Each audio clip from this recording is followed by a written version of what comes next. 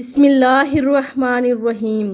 رسول اللہ صلی اللہ علیہ وآلہ وسلم فرماتے ہیں، جمعۃ المبارک کے دن جو شخص مجھ پر 7 بار درود شریف پڑھے گا، میری شفاعت اس کے لیے لازمی ہو جائے گی۔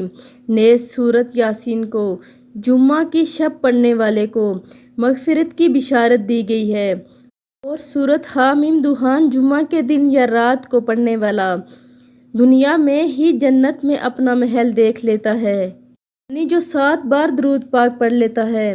رسول اللہ صلی اللہ علیہ وآلہ وسلم نے اس کے لیے ارشاد فرمایا کہ میری شفاعت اس کے لیے لازمی ہے، اور جو جمعے کی شب سورۃ یاسین پڑھے گا اس کی مغفرت کی بشارت دی گئی ہے، اور سورۃ حامیم جمعہ کے دن یا رات کو پڑھنے والا دنیا میں ہی اپنا گھر دیکھ لیتا ہے، یعنی دنیا میں اپنا محل دیکھ لے گا۔